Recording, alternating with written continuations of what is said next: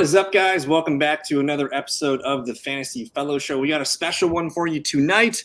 We're hanging out with our good friends Matt and John Heffernan tonight. We're doing a Drafters Superflex draft. They finally listened to our calls. Matt, how are we doing, man? Doing amazing. How about you? I'm doing great, dude. We're in the middle of preseason here. It's August 14th. It feels like real football is not so far away. And Lil John, how are we doing tonight? Good, man. Off we go. QB. Yeah, and we in our private friends group, we have a Drafters Anonymous group chat, and we've been calling for Superflex all summer. And we finally got it. This contest will maybe be here for another 5 days. They might run another one, but we're having fun with this one. It's $5 to enter. I think first place was $10K. But if you're new to Superflex, try it. It's a lot of fun. You can see quarterbacks. The whole draft strategy is different in here. And Matt, tell us about Joe Burrow there at 7. Did you have any other doubts about who you're taking there, or was it Joe Burrow? I wanted to take Christian McCaffrey or CeeDee Lamb because I like the back-end quarterbacks, but I had to take Joe Burrow there. And it's weird because we all play in a league together, and this is not how our Superflex draft goes. We maybe see 4 quarterbacks go in the first round. And in a normal Superflex, you're going to see the quarterbacks just pushed all the way up. 8 to 9 to 10 quarterbacks get drafted in the first round. John and I are at the 11-12 turn, so we're going to have to play nice with each other.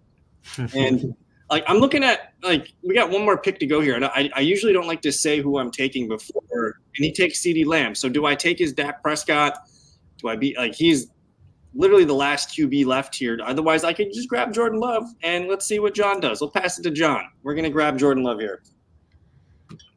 Yeah, it's really tough, man. It's really tough. I think at this point, most of the QBs I want are gone.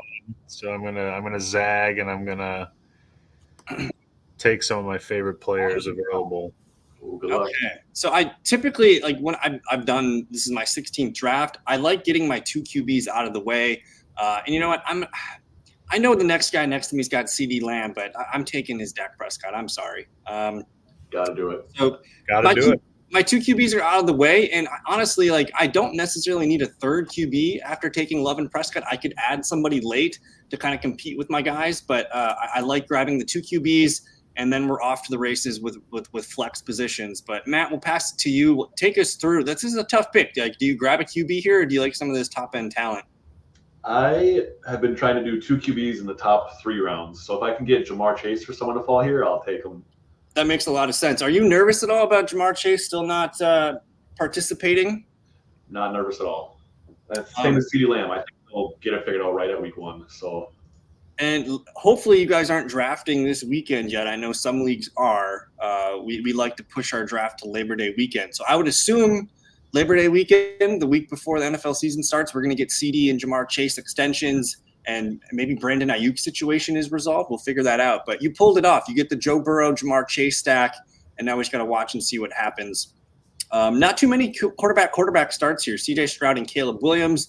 Matt, you were just talking about Caleb Williams before we started the show. What are your expectations for Caleb Williams' rookie season? I think I'm an anomaly here. I think he's going to be amazing. Bears at least 10 wins. I watched a lot of college tape on him, and people in the media say, he's kind of like Patrick Mahomes, and he really is. He's just polished, and he just looks very good. So, and they were 7-10 last year with Justin Fields. Yeah, they were solid. He can win 3 more games, I think, especially with Keenan Allen now. Yeah, I think what they did to surround him with talent, they added Keenan Allen and DeAndre Swift. You still have DJ Moore, who we all like a lot. They draft Rome Odunze. They still have a couple good tight ends, and they kind of added to the defense there. So I think the Bears are still the 3rd team in the NFC, but they're going to be kind of like the Texans were last year, where they're at that that 9, 10, probably not 11 wins, but I think I can see 10 wins, and they're going to be a team 2025. A lot of people are going to be like, yep, the Bears are here. They're going to be a top 5 team in the NFC every year going forward. So I agree, except it's like the Lions and Bengals from a few years ago. It's going to be maybe like a 9-8 season this year. Then the following year, who knows if they go to the Super Bowl? Our guy JSC in the chat says he doesn't see it with this year for Caleb personally, which I am in a 1 QB league. I probably don't want Caleb Williams as my starting quarterback. I think he's going to have games where he is a top 10, top 5 QB option. But I think I think in a Superflex league, he's like a really strong QB2 for you. He's gonna perform very well there. And if you want to wait in a 1 QB league, you can say your quarterbacks for Brock Purdy and Caleb Williams. I think I could be fine in a 1 QB league. Yeah, Williams is risky, but I mean, he's got the flashes that Mahomes had. He went in the 8th round his first starting year, and he had like his best year ever. Yeah, it's just a risk you want to take. Like it's very risky, but he could be very good. Very few QBs have as many weapons as he does. So even just from that perspective, he's valuable. We gotta, as Packer fans though, this is a Packer show. Like we just gotta hope the Bears are the Bears. But Matt, you take us through here. Are you pulling? You said you like waiting for QB3. It looks like you got someone here falling to you. What do you think? Yeah, I'll probably take a QB here. I don't know which one yet. And personally, I like getting in the middle rounds because you're guaranteed a top QB stud, and you're getting, Jamar Chase, Bijan, Breece Hall, Amon-Ra. You're getting a stud flex player. And then honestly, between, Goff, Lawrence, Tua, I think all those guys are really strong QB2s. Yeah, I would, just because I've had them in past years. I'm really glad John's in the 12 spot and didn't go QB, because now we're on like different paths. Like John probably needs to grab some QBs here. I can continue to hit running backs and receivers. So this will be fun. And it sucks, Jordan Love and Prescott, I missed on CeeDee Lamb, but I'm going to be able to stack some things. And this is crazy. JSC, we were just talking about Bo Nix before the show started. John or Matt, did you guys have anything to add for Bo Nix before we get into it? I didn't see that much actually, so I got nothing. I haven't actually seen anything. No, I've got some before that hype, but no. Yeah, I seen the first quarter or whatever he played this preseason game, and he looked good. But I mean, that's like the only tape I've seen of him. So he's what I like to call a bumper bowler quarterback, where he's going to take the safe throws a lot. He's going to hit the slants. He's going to hit the checkdowns. He's going to hit the easy money throws. When I did my deep dive study for college and watched the tape and things like that, he had the lowest average depth of target. He was throwing it maybe 5-6 yards down the field. And just he has a high completion percentage. Like he's going to be a quarterback that comes in and throws 65 to 70%, whereas like your Anthony Richardson can be lucky to hit 62. So he's going to keep that offense on track.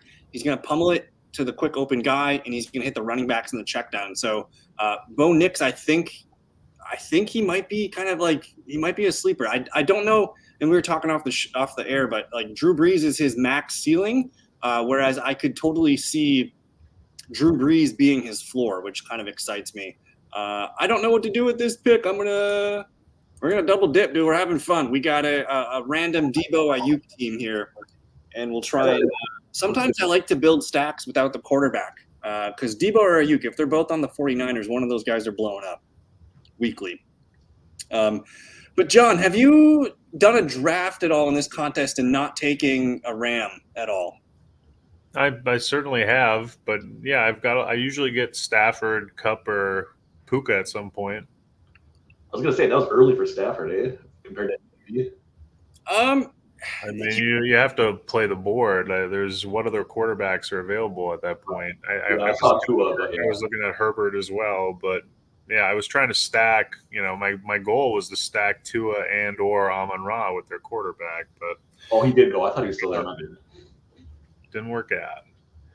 So just took my two favorite quarterbacks on the board. Stafford, I like a lot. I think he's just kind of like it's same thought for me with Caleb Williams. It's like, who gives a shit how good he is as a quarterback? Look at the weapons around him. They're so fucking awesome. True. I think Stafford is the same. It's like Puka, Kupp, Kieran Williams. I like Blake Corum a lot. Maybe not necessarily super deep, but they're top heavy with some very good offensive skill position guys. I got to throw in Demarcus Robinson, who took over as the wide receiver 3 last year. He's probably not a redraft guy, but in best ball, yeah, he's going to have 4, 5, 6 games where he plays and starts in your lineup. So we'll shout out Demarcus Robinson. And then the tight end over there, Colby Parkinson. I think he's someone to keep an eye on, especially in deeper leagues. He's a guy that I think can make some moves. But we got a question, and I'm curious, what's the panel think here? Matt, Kieran Williams or Saquon Barkley this year? Gun to your head, you have to start one guy as your running back 1 for the whole year. Well, that's tough. I probably got to go Saquon Barkley, though.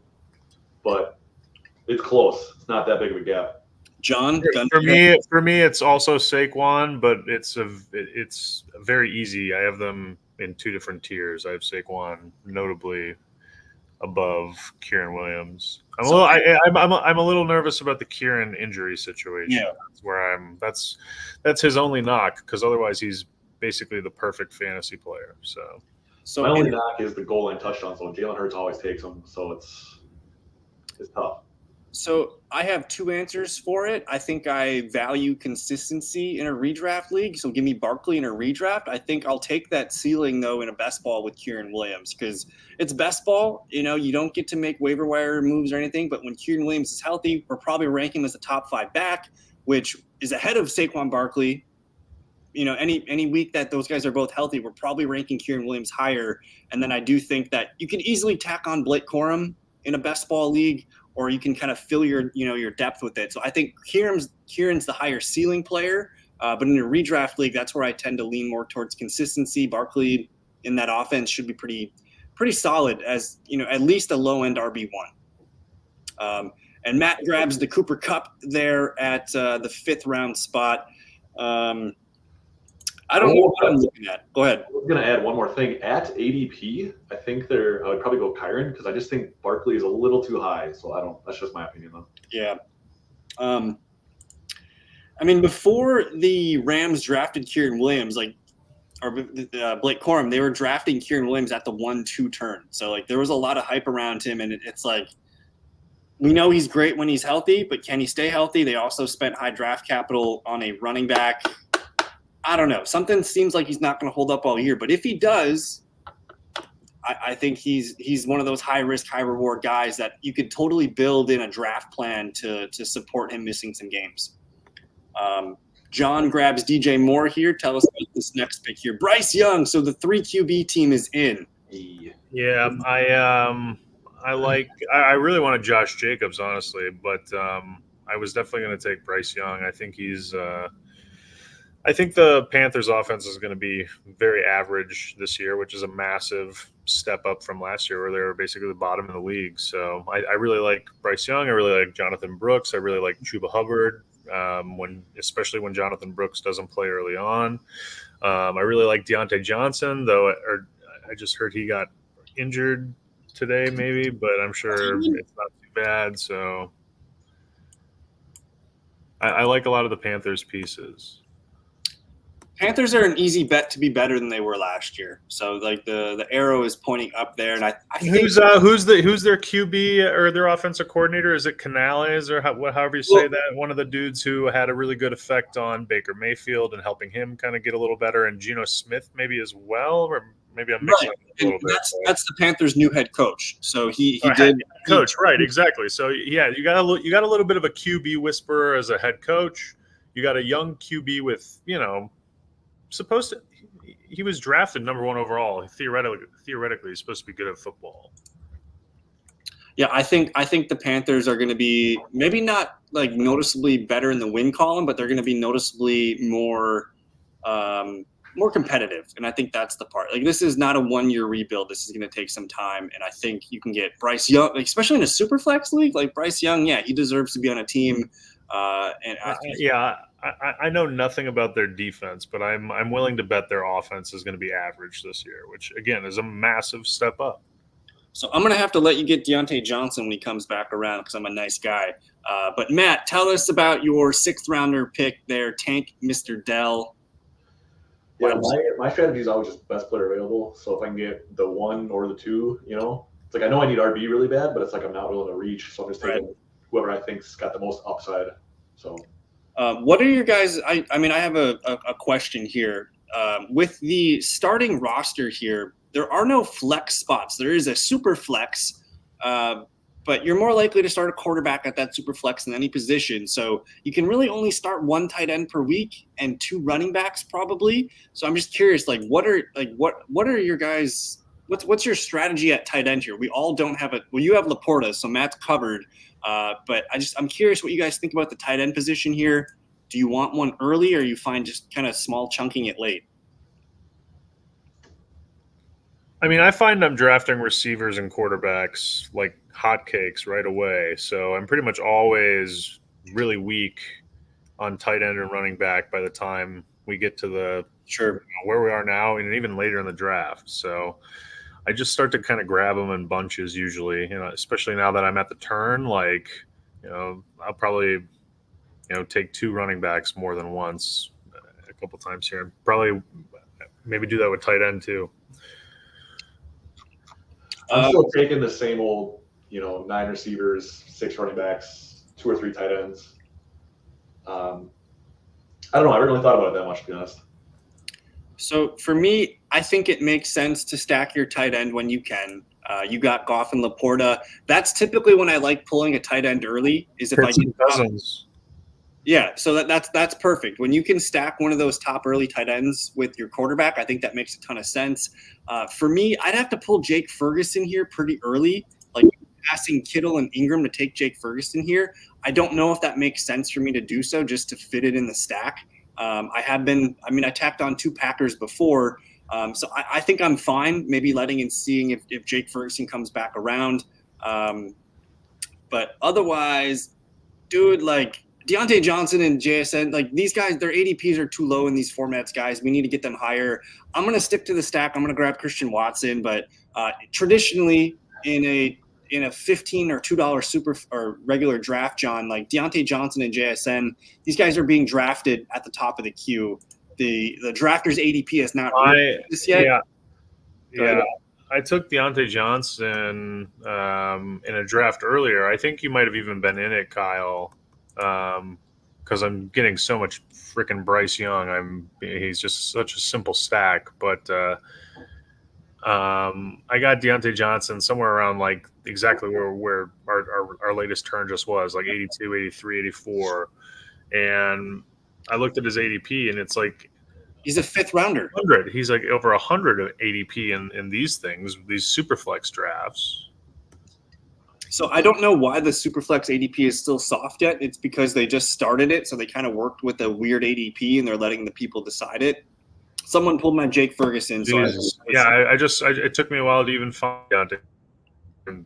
9 essentially. He's not. You still have to scroll, but he's 113. Yeah, that's wild. In a typical $15 or $2 best ball, he goes at the end of round 5 or early round 6. So you're getting a 3 to 4 round discount in a super flex leagues, which he probably should have been taken at the turn here, but like we're still getting value at running backs and tight ends and receivers. But Matt, tell us about Ramondre Stevenson. What made that pull happen there for your RB1?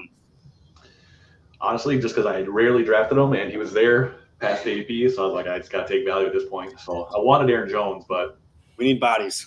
Yeah, exactly. Matt and I playing with fire. We both grab our RB1 in round 8. This is my first time getting an RB this late. Usually I try to get like a stud early if I can, but.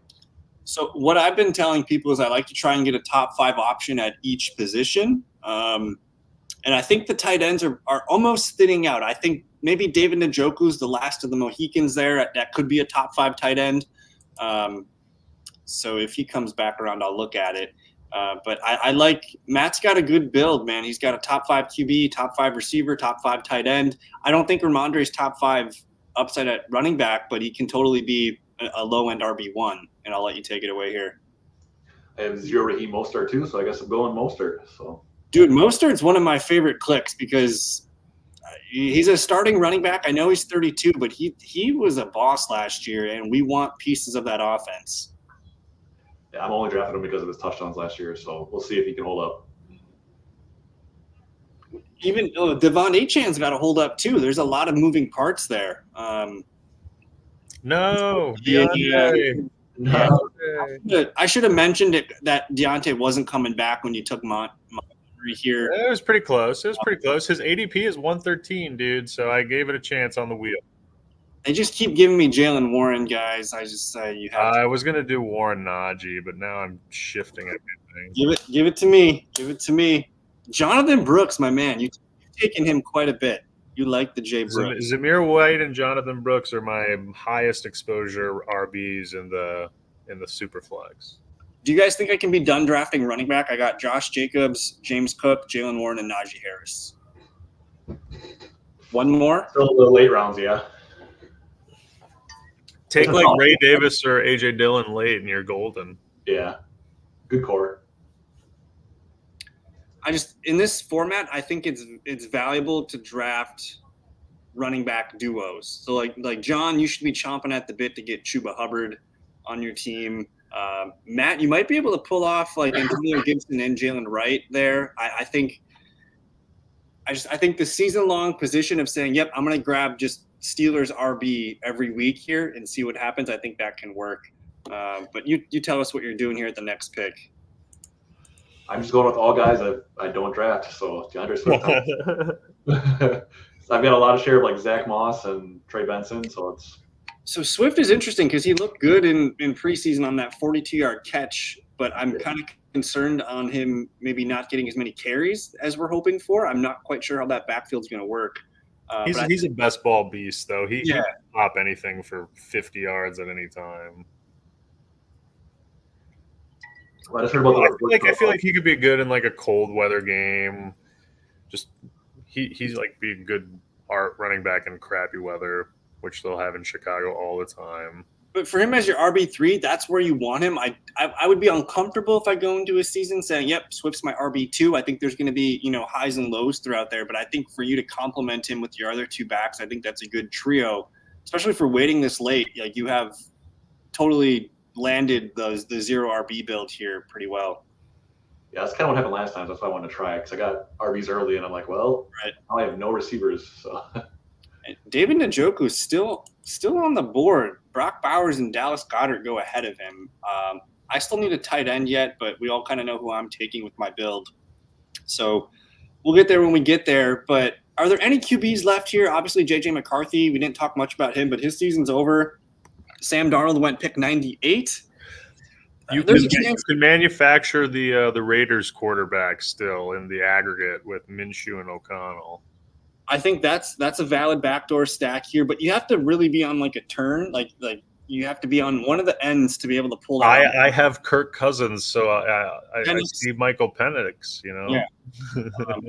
Otherwise, like I don't mind going into my season with two. I think for me though, I do need one more, so I'm kind of open to taking one of those pulls on Gardner O'Connell.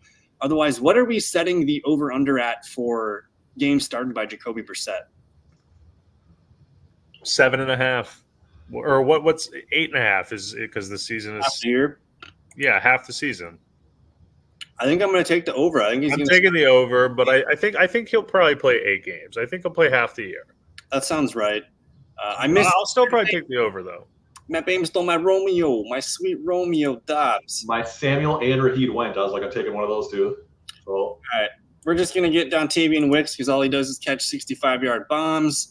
And we'll pass it to John here. I still don't have a tight end. John, you got 3 running backs now. We kind of got an open board here. What do we do with this turn? Yeah, I might just Chase Brown, you pull. I might just finish out my running back room and worry about receivers later. The running back room is still pretty juicy. Whether it's I just went 5 running backs in a row. Are you proud of me? Crazy man. I still like Javonte Williams. I'm done now. I'm going to grab one more here and be done as well. And it's going to be Javonte Williams. So I still think it's the lead back in Denver. I feel pretty good about that. But there's a lot of guys here that I like, whether it's Singletary. I think Trey Benson's fine as like a handcuffy type back. Edwards is the lead back in LA. Jerome Ford's the lead back until, Nick Chubb decides to maybe try and play. And then to me, I'm where are you guys at on Austin Eckler? I'm beginning to get kind of excited about the Commanders offense. I think Eckler's kind of breaking down, but if he is any version of his former self, he's the perfect running back for any team, and especially I think a team with a rookie QB. And when I did my deep research dive, I found that Jaden Daniels played with Rachaad White back in 2019 at Arizona State. Rachaad White had 43 catches that year. Eckler at his best is way better than Rachaad White at everything Rachaad White is good at. Right. And to me, it just shows that Jaden Daniels can throw to the running back. And you also, when I did my research on Cliff Kingsbury's offenses at Arizona, the Cardinals, Like he had well over 100 targets to the running back at each season. I think for 4 seasons he had over 100 targets there. So maybe Eckler gets 60 to 70 of those targets. I think in a full PPR format, he's a great running back to put on your bench, and you might be starting him early in the year and see how it goes. So he might not be a guy that lasts all year, but the preseason usage was interesting because they had a first and goal. They bring in Brian Robinson on the first and long, and then they subbed in Eckler for the next 2 plays, and then Jane Daniels did finally run the ball in. So there's a chance where they might be rotating goal line backs, but he's the clear lead receiving role too. So I think he's got some interesting sneaky upside this late. But Matt, you're up to pick here soon at your 13th overall or 13th round pick. We're going receiver here? What are we looking at? Yeah, I'm debating on receiver or Pat Firewoods if he falls, but I'm not sure. Probably go receiver since I got a stud tight end.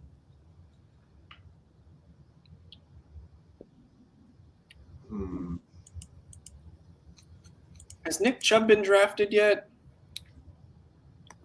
Yeah, he just went. Yeah. Okay, where are you guys at on Nick Chubb? Our guy Tony here in the chat's asking about Nick Chubb.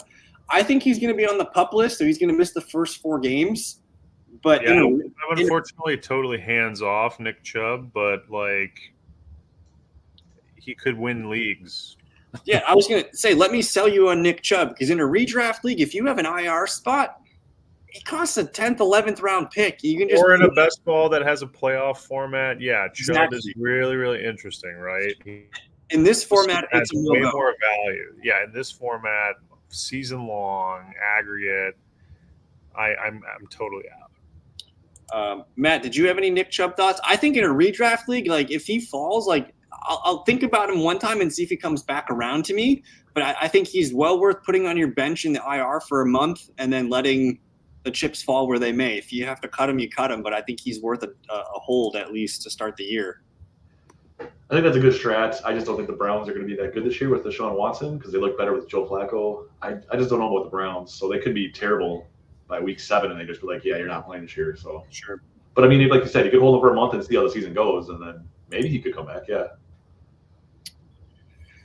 I don't know what to do here at this pick. I got 5 seconds to figure out my mind here. I'm just going to grab Mike Williams, whatever. If Mike Williams, like we know he's really good. Like he started off the year hot last year. Best ball, he's Gabe Davis, just a little bit cheaper. Yeah, and if Aaron Rodgers actually plays all year, and if Mike Williams plays all year, yeah, like, that's crazy, right? That's crazy value. So in a 17-game season, how many times do you think Mike Williams scores more than like 13, 14 points? 5 or 6? 5, yeah. Yeah, so we'll grab him. I was looking hard at Jalen Polk. I think Demario Douglas is interesting as well. Matt, tell us what you're doing here, round 14. Get my last RB here. I love grabbing Denver running backs. You know, you tried to sell me on McLaughlin a while ago, and then I saw the preseason game, and I was like, "Whoa, you might be these." So He's never going to be like a bow cow back. He's going to be your complement back, but like you put him on the end of your bench, and he's a guy that if all hell breaks loose and you have to throw Jaleel McLaughlin out there, you think you're going to get like 9 to 10 points. He's gonna get catches. He's gonna get receptions. He's like the clear third down back there, and that's an offense where the third down back is going to be huge. So what sucks is though they have 4 guys. They have Javonte, they have McLaughlin, they have P. Ryan, and then they have the guy Audric Estime who they drafted. I think it's going to be a mess all year long. Like they're great best ball candidates. I'm taking Javonte in redraft leagues for sure. And maybe I'll take a stab at McLaughlin or Estimate late in redraft. But I think for best ball, you just kind of want to keep sprinkling in Broncos. We haven't had any quarterbacks drafted in the last 3 rounds. You guys are done at QB? I'm done. I got 3. Yeah. I'm considering Penix, but I'm not necessarily. I'm not going to force it. Yeah, 4 might be. I mean, if Kirk Cousins goes down, is your team screwed? You still got Bryce Young there, so it's Bryce Young versus Penix. I don't know if it's necessary, but it's if he keeps falling, I like it. Yeah, it's more just like a late round insurance thing. If I have other things I need to do right now. I got to get my tight end and receiver depth figured out. Since this is a Packer program, where are we at on Marshawn Lloyd right now? Good value. It's bad vibes, good value for me. 100%. He's really good value right now. He's he could definitely be useful. I could see, even if Jacobs plays every game, I could see Marshawn Lloyd being useful for the Packers from time to time. Certainly in best ball. Johnny, you missed Chuba Hubbard by 2 spots. I'm more pro Brooks than I am anything else. I don't necessarily love their running game. I just really like Brooks. Sure. What concerns me is Brooks he's not going to be ready till October. So that's a little concerning in a season-long format to me, which is why when I do draft Brooks, I want to make sure I get Chuba just so I can say, yep, I'm getting Panthers RB2 every week. But you got 5 dudes in a row that you feel pretty good about, so I think it makes sense there. You keep drafting. I've seen you draft Kate Otten probably 3 or 4 times today, and he's a guy that's growing on me as a potential tight end 2 sleeper for you. I grabbed Hunter Henry, which I don't know why. We'll see what he can do, but I'm setting up my next pick here, and that's going to be Jacoby Brissett, QB3 locked in. We're taking the over on 8.5 QB starts. Matt Boehm, take it away. Tell us what's going through the mind here round 16. I was going to comment on Marshawn Lloyd. I actually don't know if he's going to be that viable. Maybe in best ball. I'm a Josh Jacobs lover, so I think he'll return to form from 2 years ago, but that's just my opinion.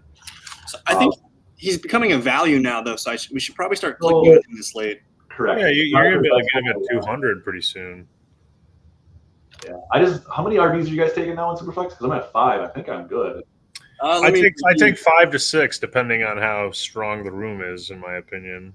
You might have room for one more running back here. So the question for you is, do you want a 3rd tight end, Matt, or do you want a 6th running back? I think with Laporta, the way your team is built to win is you got to say, yep, Laporta is my top 2-3 tight end. If Laporta goes down, this team is done. I might lean towards that 6th running back instead of a 3rd tight end. Right. So my issue is I drafted too much Marshawn Lloyd before the injuries, and now I'm like, okay, I need to cool it on Marshawn Lloyd and let people get some values. But I still think he can be a guy that really grows as the season goes on, but he's not going to be a fantasy starter at any point. So for best ball league, sign me up. But for redraft, I don't see it this year because AJ Dillon is down to 2 or 3% body fat. He actually looks physically in the best shape of his life, and he's kind of fighting for his life. I think they signed him to $150K. He signed such a terrible contract.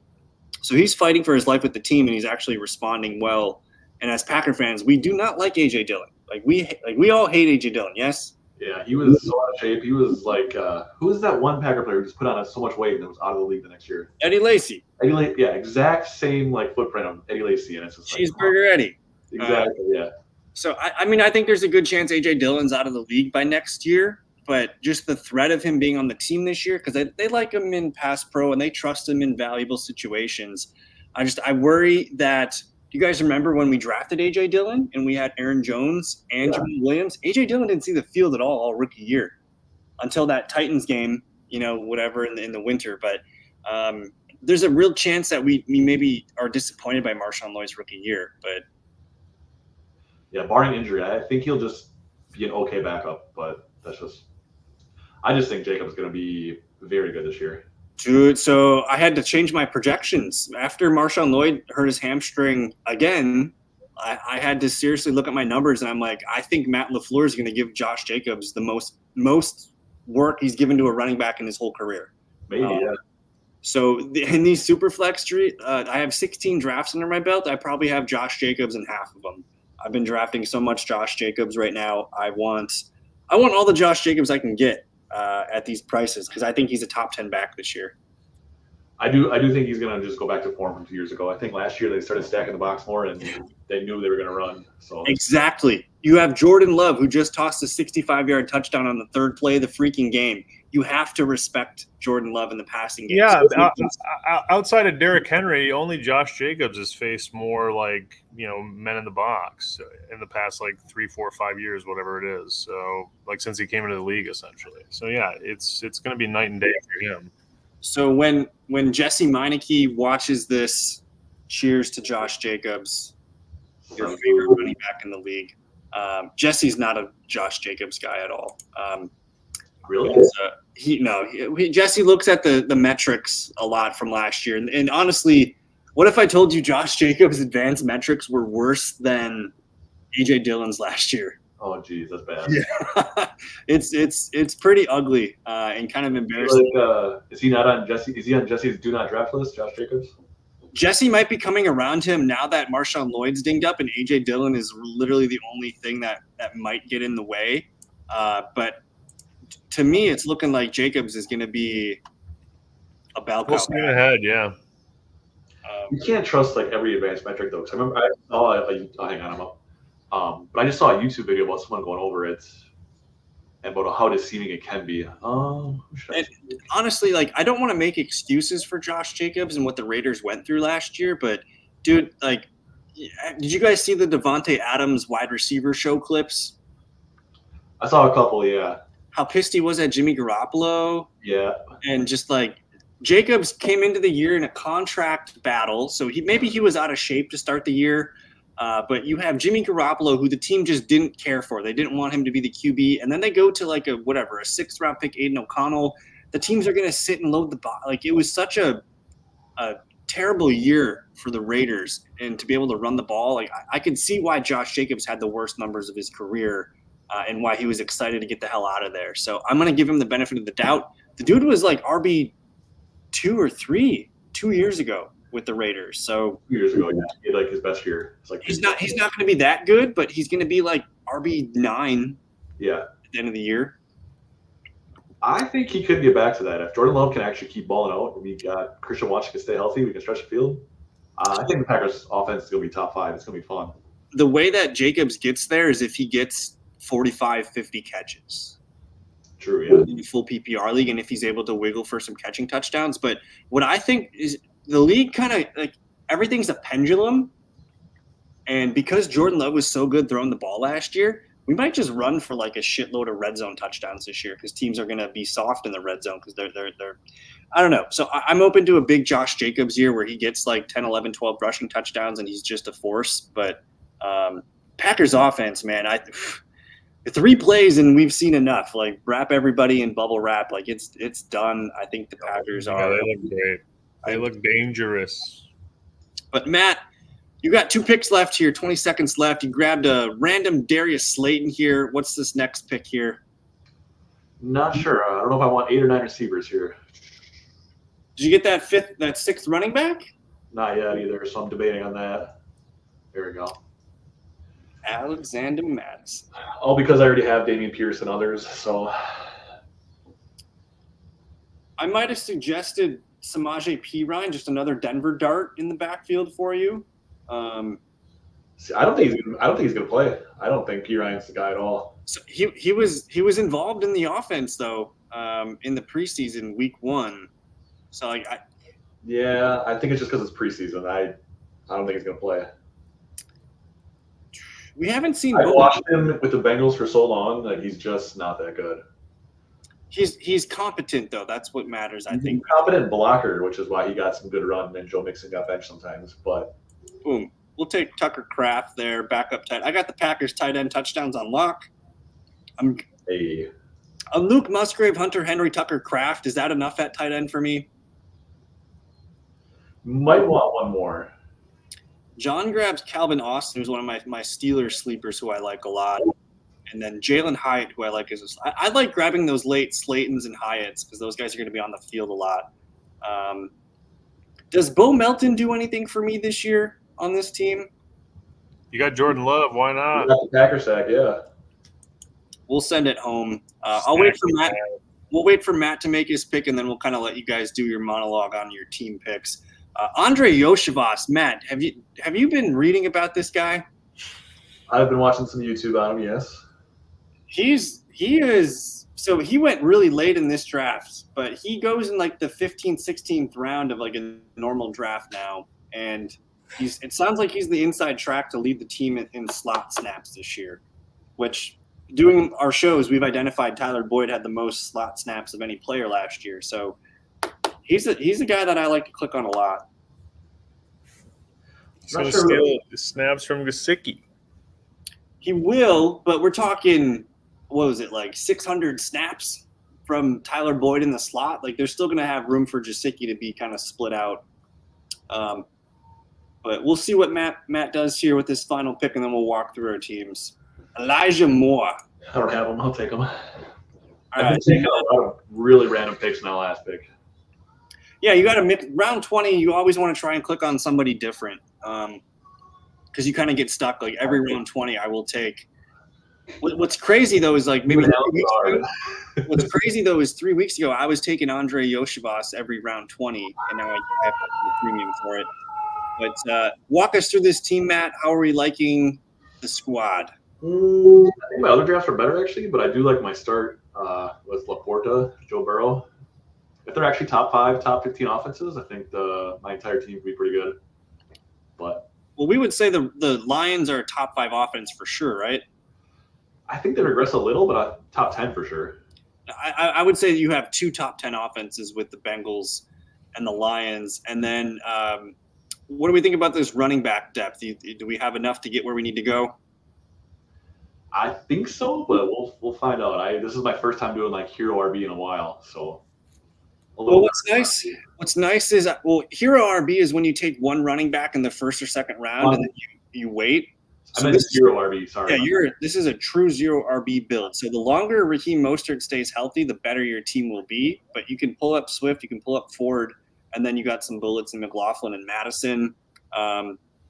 I think the receiver core is pretty solid. You know, the top 5 or 6 guys are going to be your contributors, and then we'll get Darius Slayton, Elijah Moore, and then your tight end room is stacked. You got an early, a mid, and a late round guy that I think all makes sense. What's your grade? I'm gonna go B. Solid B. I think a B is appropriate for Burrow. For Burrow and for He's got a chance at the number 1 QB room and the number 1 receiver room and number 1 tight end room if Laporta goes crazy. So it could be a really good. I mean, I don't know. Could be a good team. All right, John, walk us through this team drafted from the 12 hole. Yeah. So waiting on QBs is always kind of dangerous in this thing. I didn't even wait that long, but. I got Stafford and Cousins at the 3-4 turn, which I like them both, but they definitely have some injury concerns, which make you nervous. I really like Bryce Young a lot, so that's, I feel very comfortable with him as my second or third QB. Running backs, definitely waited pretty long on this one, but took a bunch in a row. Feel mostly good about it. I like Montgomery. I think his value's up a little bit with the Gibbs injury situation. I really like Brooks. I think Brooks is going to be, especially second half of the season, going to be one of the number 1 backs. I think Zamir White could finish like top 15 this year at the position. So pretty excited about that. I think my top 3 receivers, if those guys stay healthy, I definitely, this team is going to really light some fires. And then I was able to get Pitts to stack with Cousins and Cousins/Penix. So tight end room is also pretty weak, but no, dude, we'll survive. We'll survive. It's not terrible. I don't hate it. It's just a little weaker than you'd like. I wouldn't say weak. I think you got one of the guys that can qualify as a top 5 tight end with Pitts, and I'm on the side of the fence where I think Pitts could be tight end 1 overall this year. As crazy as that may sound, I know we've been pump faked a lot with Kyle Pitts, but Kirk Cousins just served up a beautiful TJ Hawkinson season last year, and Kyle Pitts he's a better receiver than TJ Hawkinson. He can do a lot more with the football in his hands and yards after catch. So I think your tight ends are there. Walk us through your receivers here real quick. Yeah, well, I think I started, I skipped out on QB and went with Tyreek and Amon-Ra. So obviously that's got to be kind of the heavy lifting part of the team. But I like DJ Moore a lot. We talked a little bit about Caleb Williams, but I think one of the reasons I like Caleb Williams is DJ Moore. I think he's a true receiver one. And I like Josh Downs a lot. He's injured, so that makes you a little nervous. Took some interesting upside swings with Leggett and Pearsall, who are rookies, and Austin and Hyatt, who are, I think, both second-year guys. So, hoping one or two of those guys breaks out and gives me a little bit of useful depth from time to time. Well, the way you constructed the team is Tyreek and Amon-Ra are going to be starting at your 1 and 2 all year long. And you just need one guy, whether it's DJ Moore, Downs, Leggett, Pearsall, Austin, or Hyatt. Just one of those guys needs to get you 12 points. And I think you're going to be able to get it. So you've built your spot pretty well here. Yeah, for sure. I think the linchpin is David Montgomery. If he stays healthy the whole year, this team will be good. Yeah, I think it could happen. And Brooks has to come back week 3, week 4, which is a little optimistic, but we'll see what happens. Well, I like your thought, though. Montgomery could be a guy that comes out of the gate hot. If they're kind of nervous about Jahmyr Gibbs and they're going to give Montgomery more snaps, that might be a good pairing for a guy like Jonathan Brooks and kind of help you get off to a nice start. And then, Matt, you're the Bengal guy here. What are your thoughts on that Zach Moss, Chase Brown backfield? Yeah, I know there's a lot of hype about Chase Brown right now, but I still think Zach Moss is going to get more of the work, but only time will tell. Right now, I'm drafting neither because I just don't know. You should sprinkle in both. I think I'm kind of comparing it to a Najee, Jalen Warren type backfield where I expect Moss to lead the team in carries. But I think Jalen Warren, Chase Brown, that's going to be kind of your dynamic 2-minute offense receiving back that has big playability.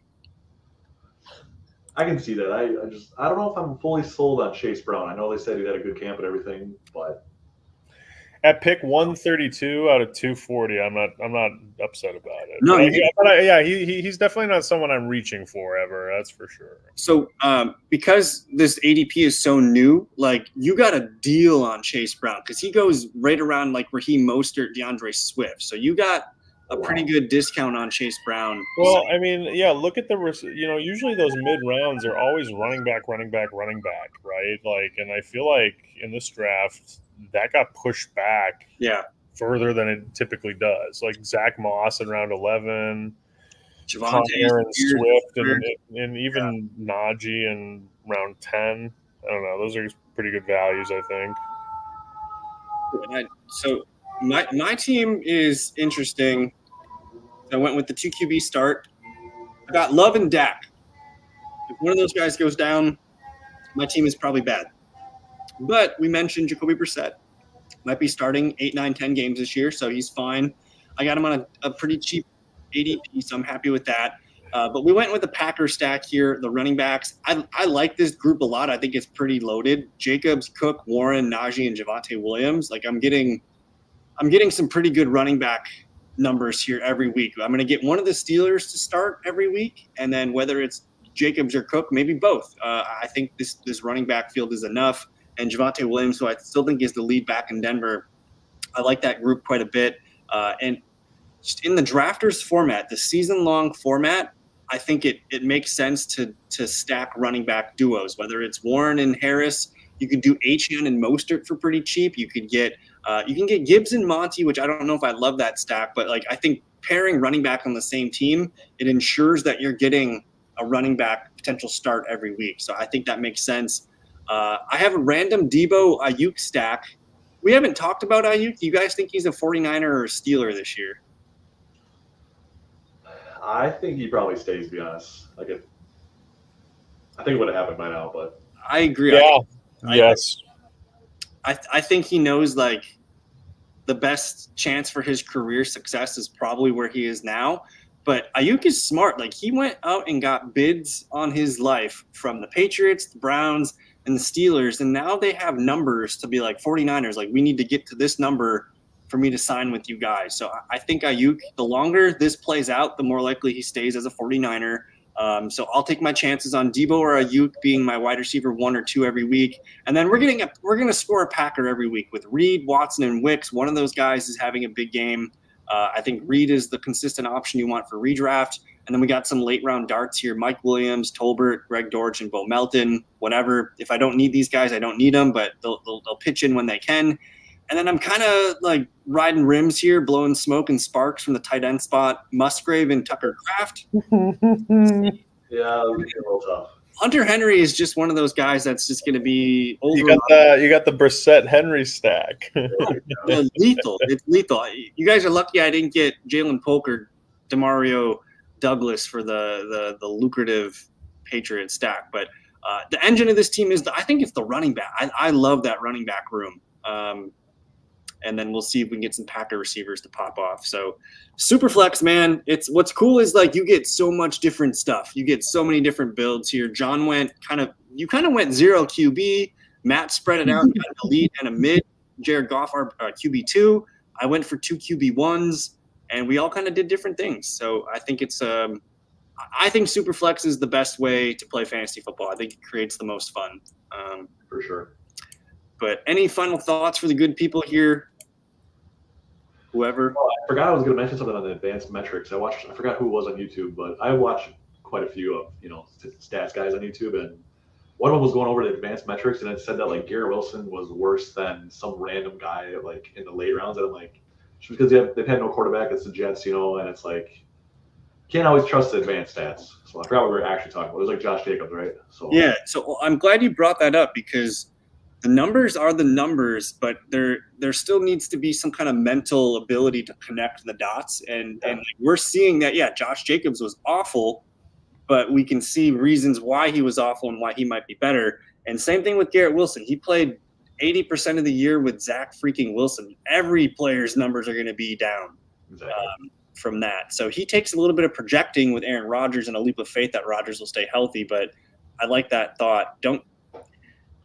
The numbers are the numbers, but they're not the gospel. I guess you still have to be able to kind of think critically. You gotta have like a composite score, right? Where you look at a bunch of different things at once instead of looking at one like holy great, like I don't know.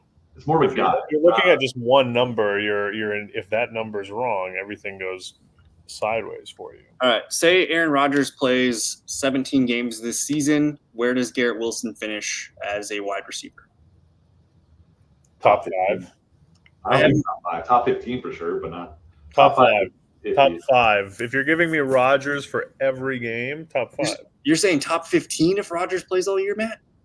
Correct. I think Aaron Rodgers fell off that last year in Green Bay, so I think he'll still be good, but I still think there's going to be some games where it's rough. They don't have the easiest schedule either. So they do have a tough schedule, but I think I'm going to lean toward Garrett Wilson's a top 5 talent. And I agree. But Aaron Rodgers coming off an Achilles. His last year in Green Bay, we were like, Dude, early Achilles right away in the season, though. He's had a long time to come back. And, dude, he locks on to his players. We've seen Devontae Adams grow up and develop into the best receiver in the game. There's a chance we could see that with Garrett Wilson this year.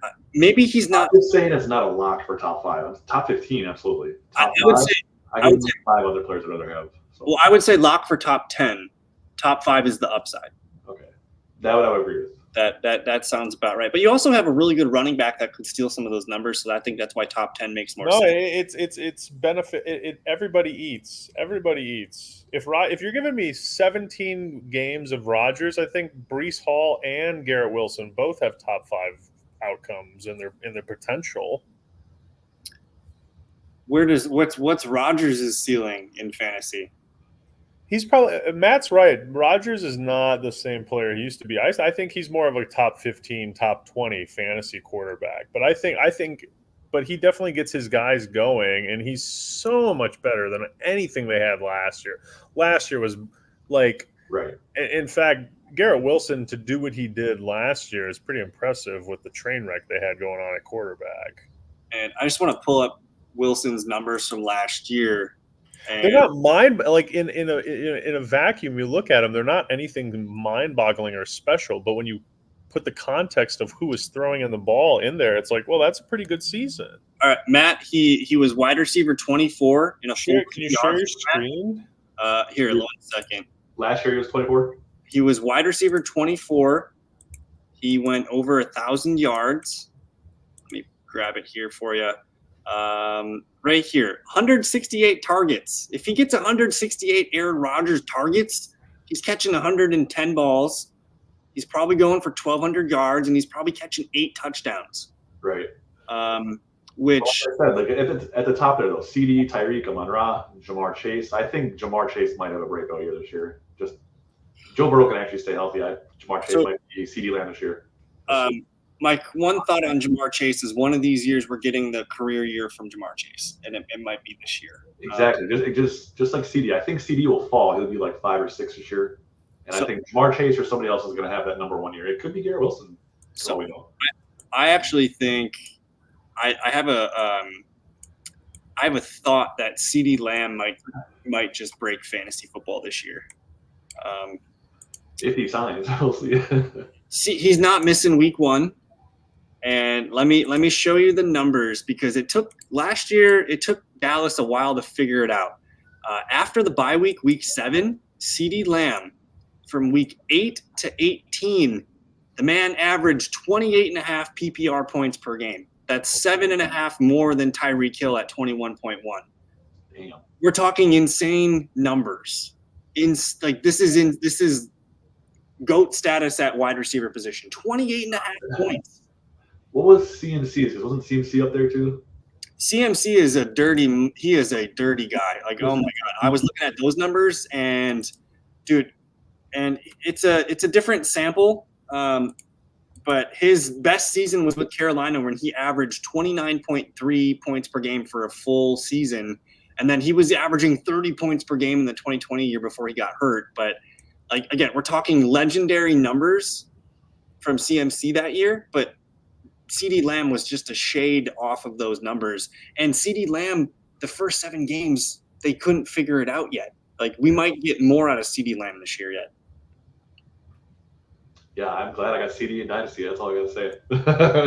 Yeah, he is. I think he is a game changer this year, and I'm still taking him 101 in a redraft league over CMC. CMC's injury again is just a little concerning, because it's like he could be dinged up again and just miss half the season. I think the other thing that concerns me with CMC is, like, the coaches are on record saying, "Yep, like, we're playing a Super Bowl pace this year. We're trying to keep him on track and make sure he's getting his healthy amount of carries, but not too many carries."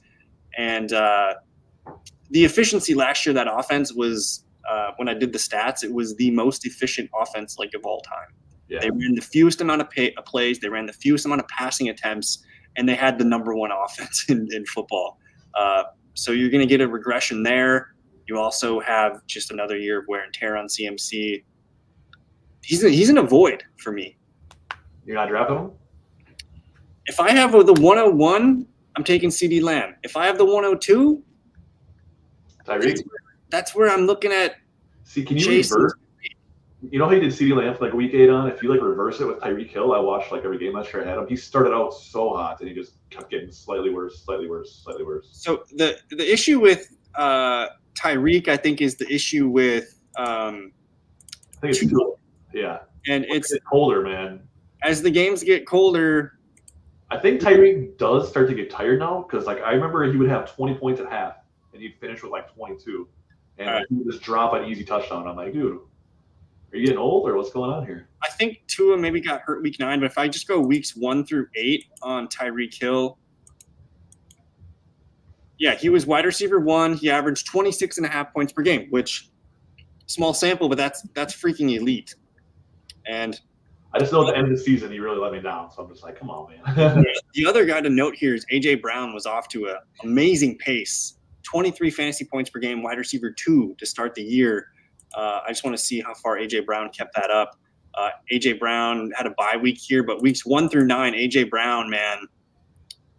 A.J. Brown's one of those guys that I think can be a top 5 receiver this year if the Eagles get back on track. That's the big question, though, if they do. That stretch was just abysmal. I think Saquon helps them a lot. Oh, yeah. Saquon keeps them on track. But what's crazy is, despite the issues that Jalen Hurts had last year, down the stretch, he was still QB7. I guess he had a bye week here, so let me move that to week 11. The dude was still a top 4 QB. Like week 18, he didn't play that full game, so maybe I go to week 17 here. He was QB1 weeks 11 through 17, and they just kept losing. Like to me, Jalen Hurts is QB1, and to me, it's not close. I'm taking Hurts over Josh Allen every time. What about the TD regression? I mean, he's not going to run for as many TDs ever again. No, but the presence of Saquon Barkley and just healthy A.J. Brown, Devonta Smith, Dallas Goedert, like that alone should keep them scoring touchdowns. And maybe he goes to like 10, 11, 12 rushing touchdowns. He could still throw more touchdowns too. So maybe he's not, rushing at the same rate that he was last year. But I think there's enough. Like the passing game was off last year down the stretch. A.J. Brown was the evidence of that. Or maybe if that bounces back, he has built-in regression there with the rushing numbers if the passing numbers come back up. This right here is really compelling for Hurts and for Jordan Love, though. Jordan Love's a beast. Like, oh my God. Like, he's underrated for sure. I think people are going to realize it this year. Like, whoa, top 5 QB next year. Dude, he's a top 5 QB already, yeah. Jake Browning at 8 there? What the hell? Jake Browning he is the definition of there were some throws I'd be like, it's Joe Burrow out there, ain't it? Like, it's like he has like an identical release. Like, and they paid him well. They paid him pretty well, I believe. Well, and I bet if you see some bye weeks for some guys, if you scroll down for other guys, like I bet there are a couple, like I just filtered by average here. Lamar went to number 1, Josh Allen number 2. These guys are at 25 a game. They each had a bye week here. Look at Flacco at 4. Oh my goodness. That's crazy. Look at Trevor Lawrence at 6. He went on a tear weeks 11. Calvin Ridley went off during that time too, though, and he's gone. So Evan Ingram and Ridley kind of had some moments, but I think early in the year when the Jags were 8-3, Travis Etienne was eating a lot of touchdowns, and those numbers, the rushing touchdowns, kind of went into Trevor Lawrence's passing column as the season went on. But Fields at QB9. Oh. Yeah, it's all because he would have those big rushes and a touchdown. Yeah, the running. Fields' fantasy production is all running, yeah. Russell Wilson at 13. I don't know what to make of Pittsburgh, man. I think they're in for an identical season. They're just going to have a QB. After seeing those fumbled snaps, I'm like, oh, man. They're somehow going to sneak into the playoffs again because of their defense. And they're just going to be stuck in mediocre purgatory forever. I've boiled it down, and I was pretty hot on George Pickens until the Brandon Ayuk rumor started to surface 2 weeks ago, and now I only draft Najee and Warren. I think the running backs are the engine. Last year, Arthur Smith gave Bijan and Tyler Algier a total of 400 carries and over 110 targets. That's over 500 touches between two backs. Divide that down to that's 250 touches. I will continue to buy those guys. True. They didn't have a quarterback though. And if Russell Wilson can throw and has an okay year like last year, I still think George Pickens will be draftable. He'll be fine. He'll be draftable, but he's more of like a wide receiver 3. I think Kenny Pickett was that bad, almost Zach Wilson bad. So yeah, I'm really excited for Pickens this year. Especially if they do not get Ayuk. Yeah, you're right about. I haven't been drafting him as much with the Ayuk news, but if they don't get Ayuk, I really, really like Pickens, and I have a pretty big player exposure of him right now. Yeah, I was very overweight on Pickens, and then I've been kind of cooling off. But I think right now that I'm kind of feeling, I think we're all feeling Ayuk's a 49er. Yes. I think this is the week to keep buying George Pickens while he's cheap. Yeah. Dang, so this was a very long final. Hottest random take right now? Got one? Yes. I got one. All right, you lead it off. Go. I mean, I predicted this like 2 years ago. I thought it was going to happen last year, but then Joe Burrow got hurt, So just Joe Burrow, MVP, Jamar Chase, CeeDee Lamb last year. It's not going to happen now that I spoke it into existence, but we'll see. So you're saying Joe Burrow MVP of the NFL? MVP candidate, yeah. Wins it. I don't know, man. I still think he can sling it. So as long as he stays healthy for a full season, he hasn't had one regular preseason yet. Like where he's not injured, didn't have surgery, his ACL, COVID. Big if though, he's kind of made of glass. So I don't know. I think this is the year Jamar Chase can go back to his rookie year, take another step up, but it does rely on Joe Burrow's health though. If he gets any ding whatsoever, then it's like, we'll see. My money's on this being Jamar Chase's best season of his career.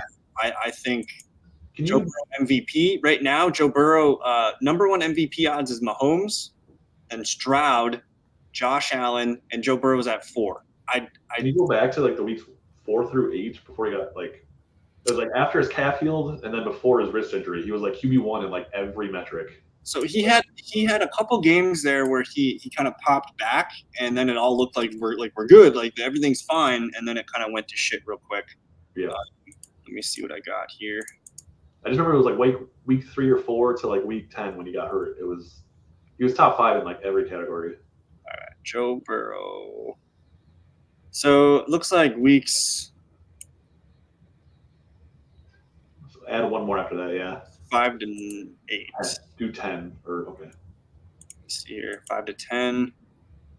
So Burrow, okay, 5 to 10, and if I hit average here, Burrow was QB4 during that. So he looked pretty good, and I was just like, all right, he's back. So 24, a 14.8 you can live with, but 27, 22, 21.9, like, yeah, Joe Burrow's got everything going for him this year, and I think they've added to the receiver room with Yoshivas, Jermaine Burton, Mike Gesicki.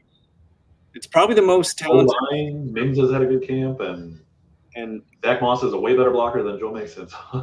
Well, and I think the duo of Moss and Chase Brown, like that's going to be kind of fun to watch. It could be better than just Joe Mixon all by himself because you have to kind of game plan a little bit more. You don't know what's going on. So to me, it's leaning more Joe Burrow passing than anything because he's going to be the engine. Oh, for sure. So I can see Joe Burrow MVP. I thought you were kind of sour on the Bengals this year. Don't get me wrong. I need to see it, but like deep down, it's like what my gut's telling me. But it's like, well, so like, that last injury, it's like he's been injured every year.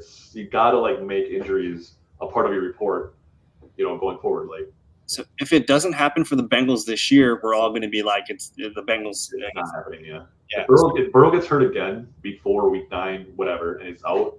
Yeah, it's just done. So the back's against the wall. I like the Joe Burrow MVP call. John, we've given you a couple minutes here. Do you have a spicy one for us? Bryce Young MVP? No. Is Joshua Dobbs the backup quarterback in San Francisco? Yes. Still is, yes. Joshua Dobbs is going to finish QB 8 or better in the final 10 games of the season. You're calling in fantasy football, he's going to finish. He's going to finish. I'll push it back. Top 10 QB for the final 10 weeks. So Purdy goes down. That can't be the hot take, John. You can't say Brock Purdy gets hurt. Well, I don't really have a hot take, and when you were looking at the screen earlier for the Burrow, the 5 to 10 weeks, my eyes were drawn to number 10, and then but immediately after, my eyes were drawn to his current team. He got done dirty last year. All the trading, everybody. I don't know. I thought he actually looked okay last year, honestly. Yeah, he has that rushing upside that you like to see. Ideally, he's not on the field for the 49ers this year. But no, of course. But if he randomly did get on the field with his rushing ability and with those weapons, he'd actually be a really useful fantasy quarterback. So there you go. You wanted a hot take? I manufactured one out of thin air. Okay, we got it. I was going to say one earlier today. Vikings 0-17. Oh, no. You got it. Well, so I can't remember. If Justin I have some other hot takes but nothing that crazy. So here, I'll string 3 medium warm takes together. So I think Howell is going to play more games than Geno. Brissett is going to play more games than May, and Fields is going to play more games than Wilson. So tie those 3 things together into. Is that a hot take if I tie those together? It's a parlay. It's a juicy. Medium warm is good, like you said. Yeah. I don't think any of them is actually a hot take on its own, but if you parlay it, I think the odds would equal Joe Burrow. And then I'm not saying Purdy's going to get hurt because I don't like to do that either. So. Right. But for fun here, before I get to my hot take, which I'm still working on in my mind, let's play a game here. Let's play a game. To the Vikings, let's just do the win-loss down the column for the Vikings. For Vikings? At New York Giants week 1. Matt, I think they could get on the call. It's a toss-up. They could win, yeah. I'm going to give them a win week 1. So we'll say 1, but they're not beating San Francisco, Houston, Green Bay, or the Jets. So let's just go. All their wins are toss-up games, like Tennessee, New York. But 1-5, 1-4 to start the year. Yep. At best 2-3. Yep. So let's say 1-4. They're not beating Detroit. Nope. 1-5 at LA. Nope.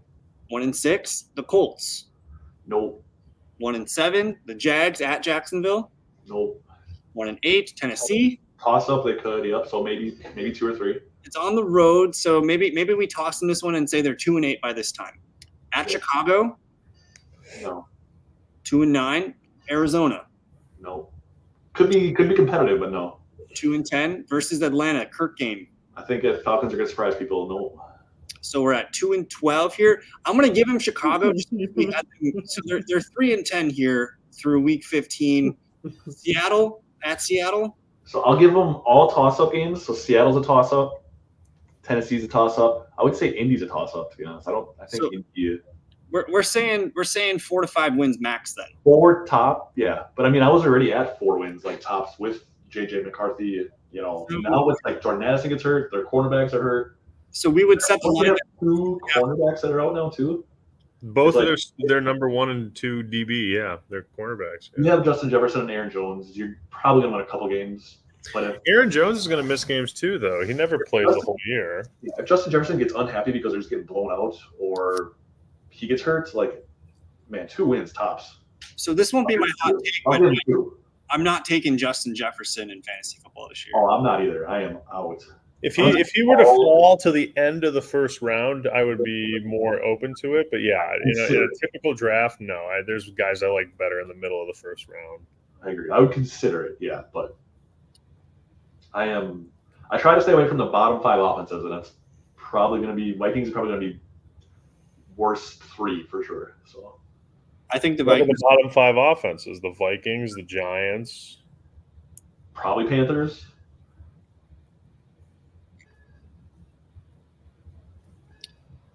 Raiders, I maybe? don't know. Panthers maybe. Patriots for sure. Patriots for sure. Oh yeah, Patriots for sure. Chargers. Possibly. Commanders. Raiders maybe. Yeah, Raiders. I said Raiders for sure is on my list. Vikings are well within that top 5 bottom group. Yeah. Bottom 7 maybe, but I don't know if I have any hot takes. I think if I'm just kind of shouting people out, I think offensive rookie of the year, everyone's going to say Caleb Williams or Jaden Daniels. I think it could be one of the receivers, Malik Neighbors or Marvin Harrison. That's kind of exciting. I think overall MVP, Pat Mahomes and the Chiefs guys, yeah, it's tough, dude. I think they're gonna win a 3rd Super Bowl. To be honest, it looks. it's gonna happen. It's just they're all gonna hate it, but it's. I could easily say Mahomes winning Super Bowl, winning the MVP or the Super Bowl is not a hot take anymore, which is crazy. Yeah. Well, it was a hot take last year because he had no receiver room, but now Marquise Brown's hurt again. Travis Kelce's a year older. I mean, you never know.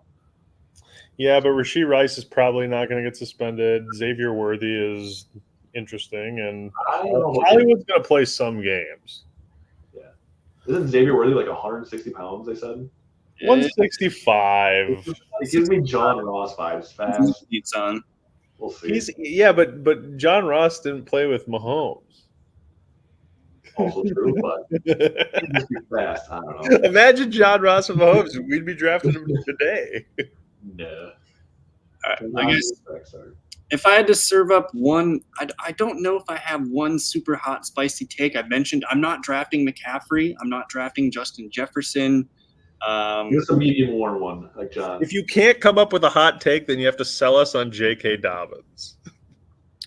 In a redraft league, I think J.K. Dobbins belongs on all of our benches, man. If you talk about a guy that, before his injuries, like he was, a top 5, top 10 dynasty running back.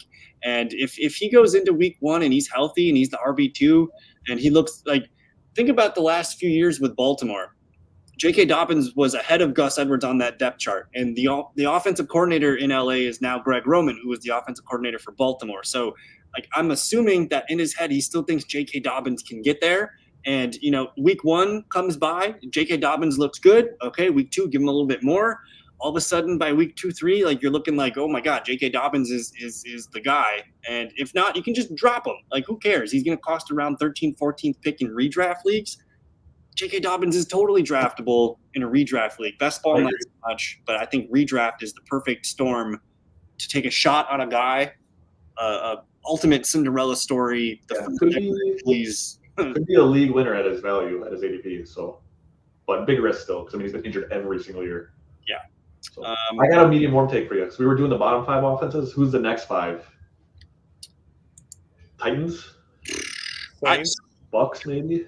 Titans, I'm actually pretty optimistic on, man. I think the Titans. I guess my hot take is the Titans. Will Levis, can he actually run the off? Yeah. I think he can. And you talk about a team that did all the things right this offseason. They bring in Calvin Ridley. They already had D-Hop. You bring in Tyler Boyd, who's a really good slot receiver despite his age. You still have Treylon Burks, who has some pulse. And then you bring in Tony Pollard to pair with Tajay Spears. Like, that's a lot of names on paper. Like, that offense is tough to defend. And what I like about Will Levis is last year is he was not afraid to take risks. He led the NFL in average depth of target. We're talking 11-point-something yards down the field. Calvin Ridley is the guy for Will Levis to just launch it. So you're going to have the deep threat, Calvin Ridley. You're going to have D-Hop when he's healthy, and Tyler Boyd kind of work in the middle of the field. And then if not, like, Levis is athletic. He can run, and you still have I think it's a sweet 1-2 punch with Pollard and Spears. And I thought Pollard looked good in the preseason the other day. He looked like he had his burst back. Maybe not going to be quite what he was at Dallas, but if he's the 1A in a committee, he's got a shot for 1,000 yards there. But Bame's asking about bottom 10 offenses. Yeah, I think the top. Go back to the list of teams quick. So I think it's gonna be tough. It'll be like the bottom 1, 2 will be like Vikings and Patriots. But then the next 8 or 12, it could be just Broncos. It could be really close. Like they could all be within a few. All right, let's go division by division. We're gonna put the Patriots in the bottom 5. Yep. North, I don't know if there's a bottom 5 or bottom 10 team here. Steelers could flirt. Steelers and Browns maybe flirt, yeah. Keep moving though. Steelers won 9 games last year with Kenny Pickett and a keep moving. We're talking about offense though. We're talking about offense. The best offense. Like they were still bottom 5. Give them a Steelers bottom 10. Titans are close, but that's it. I think the Colts will get there. Colts are mid offense. Raiders and Broncos, I think, and Chargers maybe even, to your point, Kyle. Giants, yes. Giants for sure, yeah. Vikings, yes. Yep. Saints, maybe. Saints, maybe. They could be 20th. They could be 20th. I could see Saints, Falcons, Panthers, maybe. Broncos feel like they have a little too much talent to fail, Buccaneers, but yeah, I guess that could happen too. Maybe the Cardinals too. They're right on the edge. Maybe Seahawks for sure. For Seahawks in bottom 10 for me, I think. So, yeah, they're probably like around that 20th range. 18 to 22. So. Can I sell you on the Seahawks? No. Well, there's a lot of great options. It's on paper that offense is hot, and we're gonna get a new look over there. Are they kind of I think the QB situation could be the problem. What was that, Matt? Are they kind of like the Titans? A lot of good on paper, or much better than the Titans? Because Tyler Lockett's getting up there. I don't know about Geno still. He had the one good year. Last year I don't trust the quarterback situation in Seattle. They have 2, but they're not 2 that I love. So I guess I'm thinking more from a fantasy lens. Geno and Howell, those guys are serviceable. They're going to keep the passing offense on track. They might not win a lot of games with Geno or Sam Howell, but I think the passing numbers, like Sam Howell's he's gonna make omelets. He's gonna break some eggs with some crazy plays. But we're talking about a team that has traditionally run 2 wide receiver sets and 2 tight end sets. for pretty much all of Pete Carroll's tenure.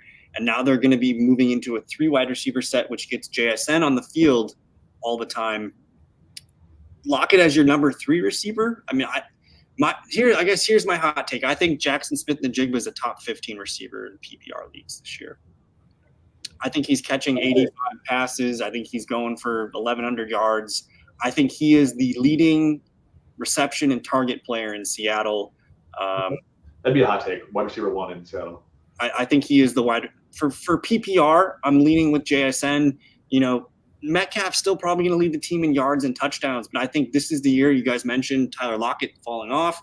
If JSN's if he's in the slot and if he's on the field a lot more than he was last year in 3 wide receiver sets, they just didn't run enough 3 wide receiver sets last year. Now that sounds like the base offense. We're talking the offense that was ran at the Washington Huskies for Michael Penix, where they had 3 receivers get drafted in this class. Yeah. Like it's you don't have to love Geno or Sam Howell, but I think I'm just excited about where the offense is headed. And it sounds like JSN is the guy that has a lot to gain this year. So I guess that's my hot take. JSN, top 15, top 20 receiver. I can see that. I'm just not sold on Geno Smith. But what about Jameson Williams? I've heard some people draft him so high, and I'm just off the JMO train. Redraft? Like, what's the difference? He is on my do not draft list. What's the difference between Jameson Williams and Christian Watson? Nothing.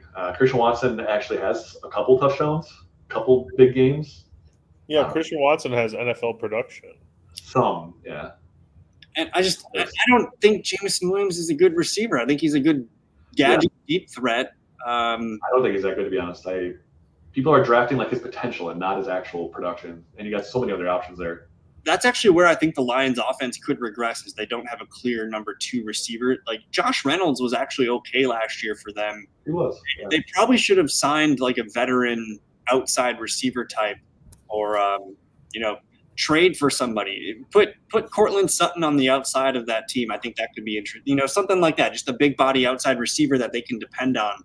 Jameson Williams is not a red zone threat. He is purely a decoy deep threat that'll get you a game once. He'll gadget guy. He'll get you a play once a month that you're like, why didn't I start Jameson Williams? Right. I'm on the opposite end of that, though. I think Jameson's going to have a big year, and he's going to be a very useful. Maybe he finally. I think, especially in a best ball format, he's a really really fun pick. Best ball for sure. I don't know if I want to babysit him in a redraft league, because I think he's going to be on my bench more often than he's in my lineup. But define in a league like ours, though, he'll be a very valuable asset for somebody. Where you're starting so many people, you need to start a guy like Jameson Williams just because you're spread thin. What's a big year for you? Like 60 catches, 800 yards. Like, what are the numbers looking like? If he hit that, I'd be shocked, actually. I don't necessarily know, what his production projections should be, but I could easily see him scoring double-digit touchdowns, like a couple huge bombs, and you mentioned some gadget plays. Like, what about some reverses? I mean, I just think Dan Campbell's been talking about him all offseason. I think he's going to be highly involved in the offense this year, whether he's earned that or not, just because he's in that spot and he's got that draft capital. So I think he's going to have a bunch of games where he doesn't do that much, but I think he'll have at least 5 to 6 to 7 games where he's a very useful, starter in a best ball, or if you're, playing bye weeks or whatever in redraft. So do we all agree Christian Watson over Jameson Williams? Oh, 100%, 110%. Yeah, they're in a different ballpark to me. This might not be the best comparison, but it kind of reminds me of Travis Benjamin. He'll drop a 28 bomb maybe here and there. So I was going to say 5 points. I was going to say, would you rather, in a redraft league, you have to put one guy in your flex? Would you rather put Jameson Williams or Rashid Shaheed? Jameson Williams. I'm taking Shaheed, dude. Neither. You have to choose one. You have no other options. Everybody's hurt. They all got coronavirus, and they're all in jail. Yeah, I would be happy with Jameson Williams in that scenario. I guess it depends on how the season goes. We're going off of last season? Today, right now, your lineup starts tomorrow, Matt. Jameson Williams or Rashid Shaheed. One of these guys has to go in your flex. I'd go JMO slightly. Okay. Only because of the deep ball threat, So my thought is, I've seen it from Rashid Shaheed. I've seen him play well consistently. I think he is an 800-yard receiver, and he is locked and entrenched as the wide receiver too. I'm just low on the Saints again this year. I think they could be on the edge of that bottom 10 offense again. I'm not a Derek Carr.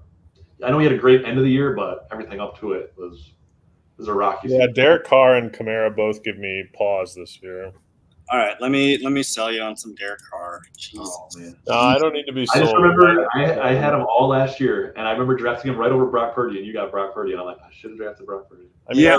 I have a lot of Derek Carr in these best ball drafts. That's All right, guys. Weeks 14 through 18, Derek Carr QB2. Read him and weep. Derek Carr. Yeah, I was out of the playoffs by then. I needed him for the first 3/4 of the season. The issue, though, was Alvin Kamara was not healthy. He was suspended the first handful of games. They could not run the ball. They got better as the season went on. There is a chance. Like, Derek Carr's not. If I remember right, though, I was watching. He has a lot of garbage time points in those games, Yes. though. Like, not reliable. The Saints aren't going to be able to run the ball again this year. Their offensive line is one of the worst in the league. So I think it's a volume play where, yeah, you're going to get there. You're going to have some stinkers from Derek Carr, but I think the passing volume in this offense, it could be fruitful. Like Derek Carr, if he finishes QB, what did he finish last year? I think he was better on the Raiders. Derek Carr is a Jameis Winston wannabe. Derek Carr was QB 16 last year, so he got there by the end of the year. Yeah, you didn't have fun starting him. Garbage time. It's all garbage. Yeah, like who was that one guy from Jacksonville? Like all his points came in garbage time. Blaine Gabbert. No, after him. Blake Bortles. Blake Bortles, yeah. Hey, he went to an AFC Championship. That's kind of what it reminded me of last year. Like it'd be fourth quarter and he has 9 points, and it's like then he finishes 16 because he throws a touchdown with 1 second left.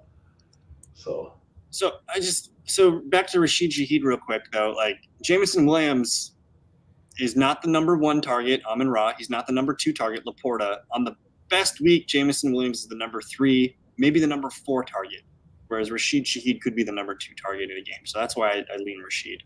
Yeah, and then counterpoint, Saints, we're arguing Saints have a chance as a bottom 10 offense, and we've said we're almost fairly confident Lions will be a top 5. So, do you want the number 2 option in the passing game from a bottom 10 offense, or do you want a number 3/4, because you got to consider Gibbs too, option in the passing game from a top 5 offense?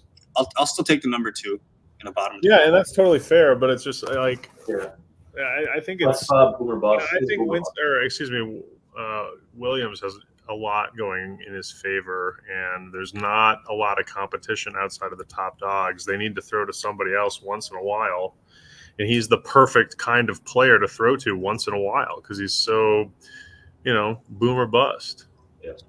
Ideally, these guys are not in your starting lineup for a redraft year. They're more bye-week fill-ins or emergency options. But I think those are the league picks that can hit, though, man. Like if Jameson Williams is good and he catches 70 passes this year and he does I don't know, Matt said Travis Benjamin. There's a couple other guys out there that I think he could be. But he just has to show it, man. We have to see it. He's only had a couple decent games, and he's got to show it. He's had drops. He's been injured. He's been injured most of his career. And that's the thing. He's been injured. He's been gambling or whatever. Why did he get suspended? Yeah. I think there was a gambling thing, yeah. Last year, 6 games. Yeah. But man, okay, we went into overtime for the good people tonight. So let's wrap it up one more time. Final thoughts, Matt Boehm, for the good people here. My team about the best ball or on the hot take. So Life, rebates, Bengals. I don't want to talk about rebates. I just came away for football, man, 2 weeks ago. Let's go. We're right there. Very excited. I'm excited for Packers and Bengals, but I will not be shocked if the Bengals disappoint me again. But it's like, hot take: Bengals versus Packers Super Bowl. I think it's doable. if that ever happened, I would go to the Super Bowl for sure, guaranteed. So I don't know if it's possible though. We'll see. I think the Packers are a top 4 or 5 team in the NFC. Bengals are a top 4 or 5 team in the AFC. If things break right. Hot take: Packers, Bengals, Super Bowl. AJ Dillon, Super Bowl MVP. Okay, that's too hot. AJ Dillon scoring a touchdown, sure, on a trick play, maybe. He's gonna James White it but actually win the MVP. he's more likely to get stuffed on a 3rd and 2 than he is to score a touchdown. More likely to They're not block. going to be expecting it. He's more likely to block for Josh Jacobs, fumble, recover the fumble, and score. Something just random. AJ Dillon. John, any final thoughts here for the good people before we get out of here? I got to go to bed. Yeah, we went overtime. We did our service to the people here. We had fun doing the Superflex draft. Get in them before they run out. It's going to last maybe 4 or 5 more days. Maybe we get back next week. We'll see if you guys want to do another. I don't think it's going to make it back to Wednesday. No, probably not Wednesday, but we could do Saturday or maybe. we could just hang out and talk stats like we just did this last half hour. We could do a Monday Night Football maybe. I'm in San Diego Sunday, but I'm back Monday. We'll figure something out that works. But I think it'll be gone by like Saturday night. Probably be gone pretty soon here. my thoughts is it's gone on Sunday. I think it's gone on Sunday. Just doing the math, you go about 2,000 drafts per day. Yeah, What they average. So flying. but We shouldn't be talking. We should be drafting. the odds we get another contest are pretty good. I think they set themselves up. Yeah, they will. They will. We're 3 weeks away from the year. People are hungry. Once in a week, I think it'll happen. But final thoughts for me. Hopefully, you guys aren't drafting your redraft teams this weekend. But if you are, good luck. I am for one league. I am for one league. Yeah. Are you in the Madison League? Yeah. Oh my goodness, John. That's how I came to exist in your life. All right, Jesse, if you're watching this, stop listening for secrets and answers from John's mind. Do your own research, and I don't know. Good luck with drafting this weekend. We still got to do an auction stream here soon too. I need to practice for that. So Maybe we do that next Wednesday night. John, do you need some auction practice? Should we do an ESPN auction? Yeah, I have to. The night of the fellowship draft on September 3rd, I have to also do an auction draft that same night. Let's good luck, bro. let's pencil in an auction draft next Wednesday night. If you guys want to do an ESPN mock auction, we can do that. And Oh gosh, yeah. It's gonna be a lot of bots. So it'll be interesting. well, We had half the lobby last year, so it was like half bots, half real people. So it wasn't that That's bad. true. I think I remember that actually. Yeah. it's August. These lobbies are people are pretty hungry to be doing some research. So if not, maybe 6, 7, 8 dudes, like that's enough to get at least an accurate idea of what's going on. Yes, So, absolutely. but hey, thank you for hanging out with us tonight. We'll see you guys next Wednesday, auction night. Adios. Peace.